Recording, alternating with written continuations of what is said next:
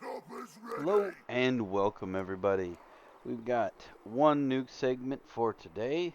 I have lots of things to do, so I will not be back here until this evening. I promise we will stream everything. We ran into a few complications last night, kids, bed, all that fun stuff, but when we were unable to get to a stream, however, we will rectify that this evening.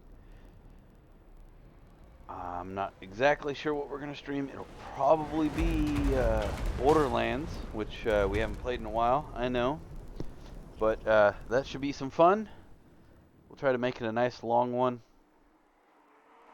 And then, to the news. So we have a Philadelphia police shooting of armed man, black man, sparks violent clashes. At least 30 cops injured, reports. Police said 27-year-old Wallace Walter appeared to disregard orders to drop a knife. The fatal police shooting of a black man allegedly armed with a knife. Why allegedly? I mean, I guess that covers them. I don't know. Armed with a knife in the western side of Philadelphia sparked violent unrest overnight, with at least 30 officers reported injured early Tuesday, including one sergeant who was reportedly struck by a pickup truck. Dude, I mean, this is great. If you really, really want Trump to win, go ahead and continue assaulting officers and violently rioting. They call it violent protests. That's not what they are, people. These are riots. These are violent, unconstitutional riots. They need to be shut down. Moving fast. I don't care if we get the giant microwave gun out, people. It's time for it to stop. You cannot riot over every single cop incident. And let's get this down to the nitty-gritty. I'm going to continue going through here, but hundreds of people took to the streets to protest Monday afternoon shooting of 27-year-old Walter Wallace, calling it another example of a police officer killing a black man. Demonstrators marched to a city police station while officers lined up behind metal barricades. The demonstrators quickly turned violent as some protesters were seen throwing objects at officers while at least one police vehicle was set on fire. Why do they set all the police vehicles on fire? Cop cars and dumpsters were set on fire as police struggled to contain the crowds. More than a dozen officers, many with batons in hand, formed a line as they ran down 52nd Street, chasing protesters away from the main thoroughfare. The crowd largely dispersed then. Lauren Dawn Johnson, a reporter for Fox 29, took to Twitter to update her followers on the conditions of officers who suffered injuries. A 56-year-old sergeant was hospitalized in stable condition with a broken leg after being struck by a pickup truck during the unrest, an outlet report. Samantha Melamed, a reporter from Philadelphia Inquirer, posted an image of a man holding a toddler while facing a police officer. What's with these people? She tweeted that the man told his 3-year-old son, "This is what racism looks like. Take a look." Why would you bring a 3-year-old to a riot? Are you insane, people?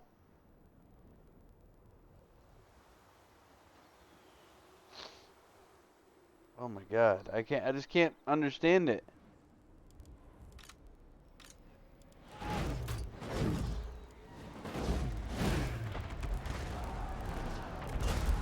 The shooting occurred before 4 p.m. as officers responded to a report of a person with a weapon.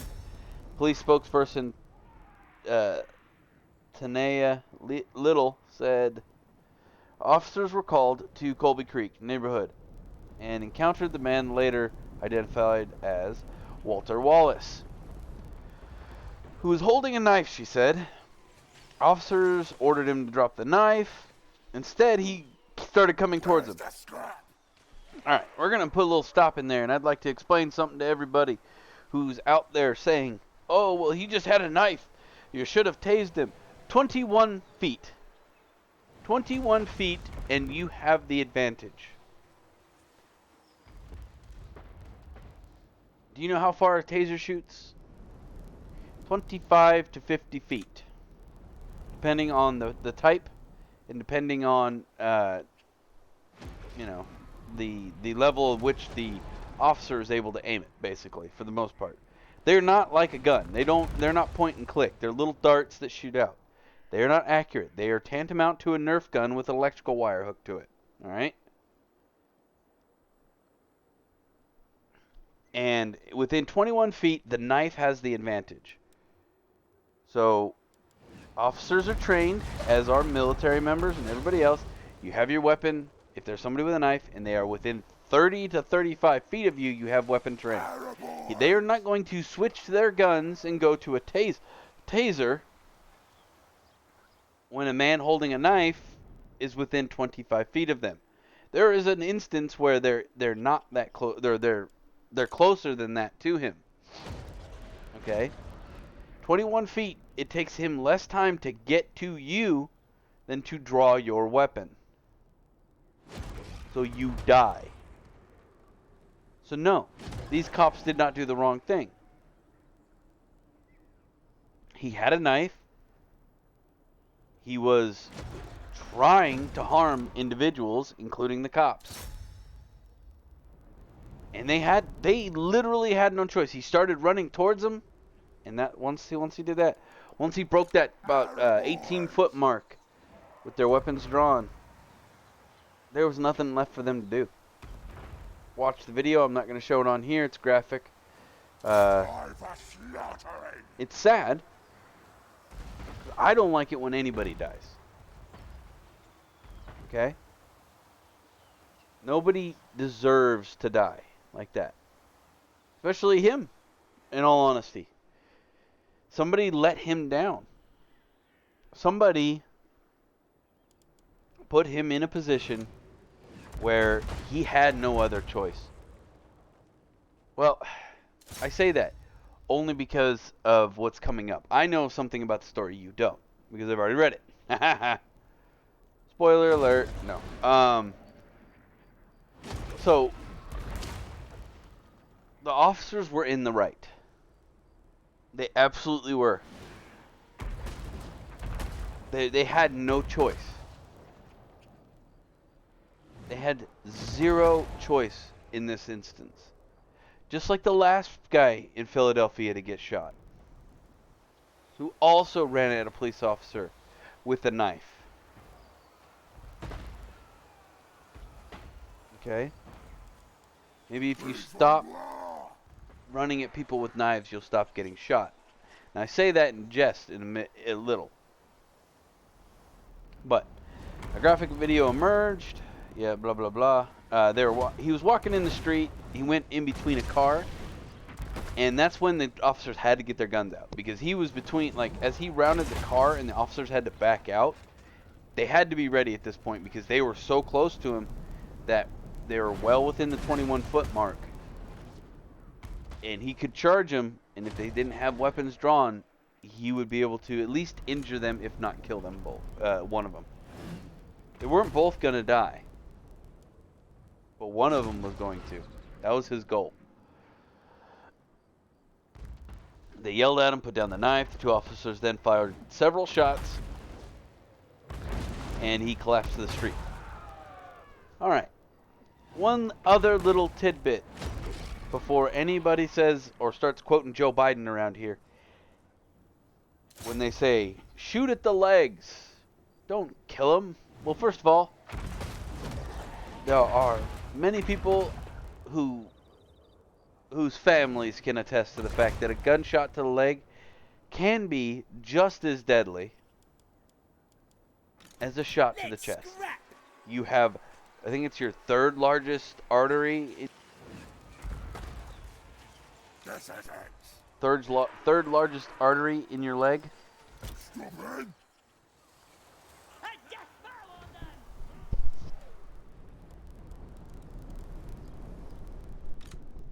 And you can't just expect people to hit a leg. That is not an easy task. When the chips are down and adrenaline's pumping in your eye, so your eyes, you lose periphery, your eyes narrow as far as your vision. It's supposed to help you be accurate, and it's an adrenal response, right? But in that moment, in that heat of that moment, taking the brain process to go from kill this thing that's going to kill me to shoot this thing in the leg, you're already dead. And I hate that Joe Biden would even think that that was okay. Oh, instead of shooting for the chest, just shoot him in the shoulder or shoot him in the leg. What? No, that is not how that works, folks. He was hit in the shoulder and the chest, and a couple other times. We're going to skip down here a little bit. It just keeps kind of reiterating some of the same points. Woo, there we go. Well, since this is just the evidence side, this car right here on the left, he walked behind this car and the police officers had to back out of there. Police said it was unclear how many times the person was shot, but Mr. Wallace Sr., the man's father, told the paper that he believed his son was shot 10 times. I would be surprised if it was not more. Or I wouldn't be surprised. You make sure the target's neutralized. That's how it's supposed to be done. Alright, he said, and this is what I was talking about earlier, he told the paper that his son, his 27-year-old son, had mental health issues and was on medication. Apparently not. And that's why I said somebody put him in a position. So, assuming that this is true, and he's not just saying this, somebody put him in a position where he had no choice. If he was truly mentally unstable, somebody didn't either A, didn't get him proper treatment, or help him get proper treatment, or B, he may have ran out of medication, or chose to stop taking his medication for whatever reason. People who are mentally ill do this. But if that's the case, that's the point of a family member. That's the reason we have families. If we notice somebody stops taking medication, if we pay attention to others around us in our life, we can avoid circumstances like this. We really can. Or who knows? You know, there are many mental illnesses where if you do certain things, you negate the properties of your medicine. I have epilepsy. If I drink alcohol, like to an excessive amount, my medication stops working. And then I have a seizure.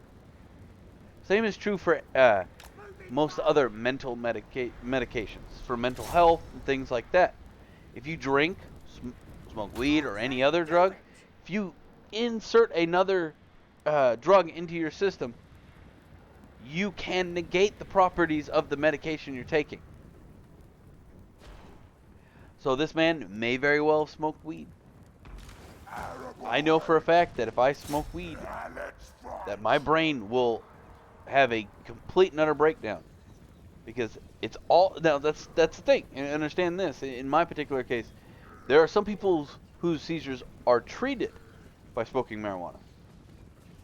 It is. That is a legitimate treatment that is out there for certain kinds of epilepsy. It works. It's I believe it's the optical one. The ones that are more centered around your optical nerves. Where mine is not attributed to that. Mine is more attributed to heart rate. It can be triggered by flashy lights and stuff, as all seizures can be, to a degree. Um, but, so let's say he was smoking that, he may very well just killed off his own medication and literally drove himself insane. However, this does not happen just, oop, poop, you're done. You are all of a sudden insane again, even though you've been taking medication. No, this took time. This was apparent to somebody. It had to be. Or either that, or nobody was paying attention. Or nobody cared. Either way, I say his mom and dad go to jail for his death, because they were on the street while this was happening, so he probably lives with them, which means they did not pay any attention to him, which means the entire incident is on them. And I know it sucks to be blamed for the sins of your son, but you let him down. That is bad parenting. I am sorry. It is. That is bad family dynamics. Now, if he was homeless and not in their care, that's different. And this is, why didn't they use a taser? His mother was trying to defuse the situation, he said, according to the paper. Why didn't they use a taser? Because he didn't present them the opportunity for that to happen. 21 feet, if I tase you, and you somehow resist it with a knife, well then I'm just gonna get stabbed.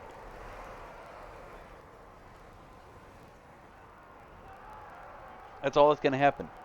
Especially since he has a mental illness, so therefore the taser may not have the desired effect on the individual.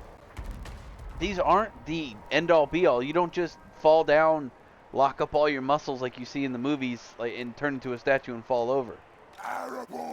It's just intense pain that won't kill you and causes your muscles not to work as well as they had before.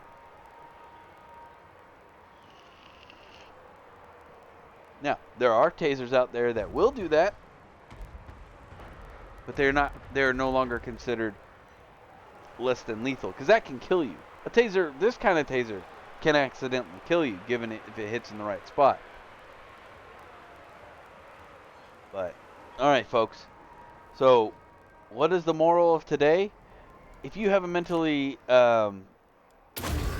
ill individual in your home, make sure you pay attention to them. Ask them questions on a daily basis. Do the things that you're supposed to do as a parent, or as a friend, or as a sibling. Secondly, don't chase the cops with a knife. You'll get shot. Thirdly, going to the streets and protesting and rioting, not okay. You can't just assume that every single thing a cop does is bad. If you do that, that's what it'll become. What's that term? What's that saying? If you call me a liar enough times, I'll just start lying to you. You get the point? If you call me terrible enough times, I'll just become terrible. What it's referring to is, if you constantly tell somebody there's something, they'll figure, well, what's the point in being otherwise? Because they're just calling me it anyway. And that's what will end up happening. You call cops racist long enough, beat them, shoot them, chase them down with knives, attack them, well, you're going to turn them into a racist. Because it's not, or you're going to turn prejudice towards a particular group, whatever group's doing it. If it's white people doing it, then they will be cops will become prejudiced towards white people. If it's black people doing it, they'll become prejudice towards black people, Mexicans, gays, yellows, browns, greens, the purple people eater. Doesn't matter. If you continue to assault them or hurt them or go out of your way to demoralize them in any way, they will eventually hate you for it and become the very thing you say they are, even if they weren't to begin with. That's serious. That's how it will go, folks. But yeah, I don't know. Lastly, if you don't understand how something works, don't comment on it. Don't think that you know better than somebody else. If you think that, oh, they could have shot him in the leg, shut up. Just shut up. Because it is definitely not going to happen. I am not going to aim for your leg if you're running at me with a knife. I'm sorry, I'm going to put you down. Now, I will say this, one thing I did skip over on this. The cop immediately grabbed him, tried to do some field medicine, threw him in the back of his car, and drove him to the hospital as quickly as he could. Tried to save his life. He didn't want him to die. He really didn't. They did not want... It is hard on your brain when you kill somebody. It is not an easy thing to deal with. That's life sometimes. Especially when you're a cop or a military member. But, alright guys. This will be the only news segment today. Unless I get done doing the things I need to do earlier, then there may be a bonus one a little later on down the road. But I do have tons of things to do today. So, fortunately, I will not be able to do all the news. Each one of these videos takes about an hour and a half to upload onto YouTube. So, between rendering and editing and all that stuff. So, anyway, thank you guys so much. I will see you all next time. Remember to like, share, subscribe, and tune in tonight for our stream. Thank you guys so much. Have a wonderful day. And remember, as always, have fun. Bye, guys.